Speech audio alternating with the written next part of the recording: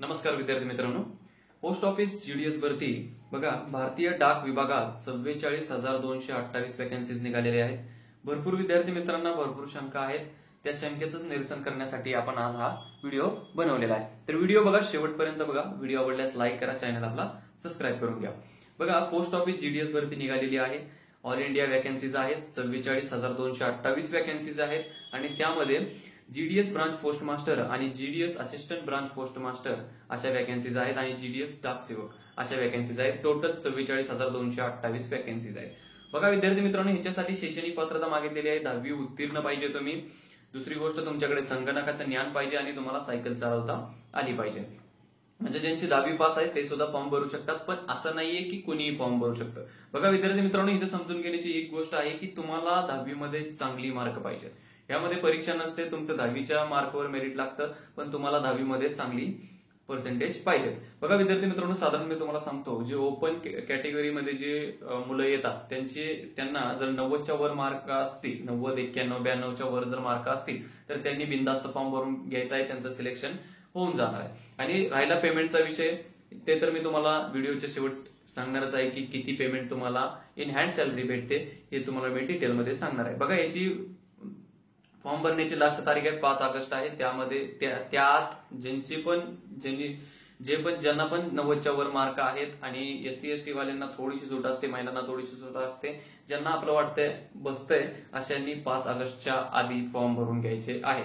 बघा विद्यार्थी मित्रांनो, संपूर्ण भारत म्हणजे ऑल इंडिया मेरिट लागणार आहे. त्यामध्ये तुमचं नाव हे बसू शकतं. ठीक आहे. 18 ते 40 वयोगटात, म्हणजे 40 लास्ट वय आहे, 18 पूर्ण पाहिजे आणि 40च्या आत पाहिजे, तर तुम्ही फॉर्म भरण्यास हे आहे.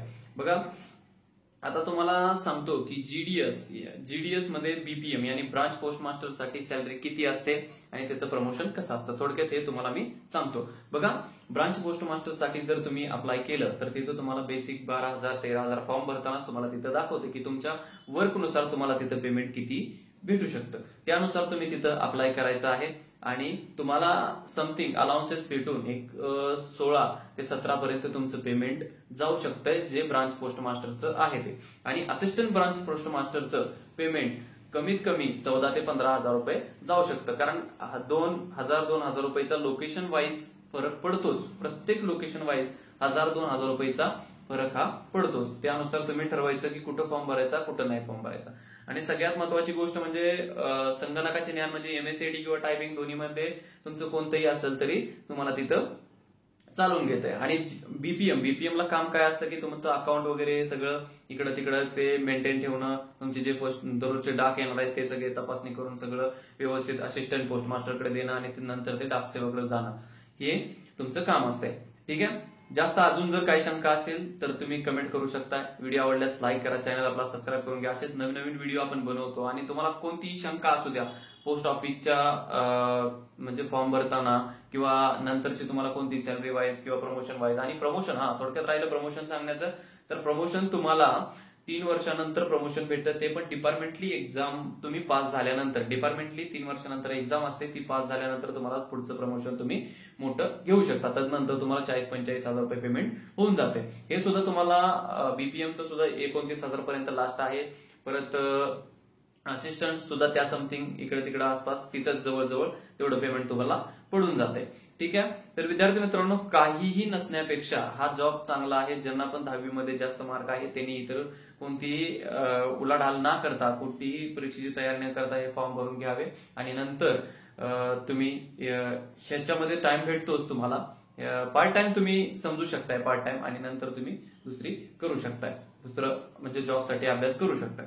बघा विद्यार्थी मित्रांनो, 4 आवर्स म्हणजे 4 तासाचा टायमिंग दिलेला असते. त्यामध्ये काही ठिकाणी 5 तासाचं काम असते, काही ठिकाणी 4 तासाचं.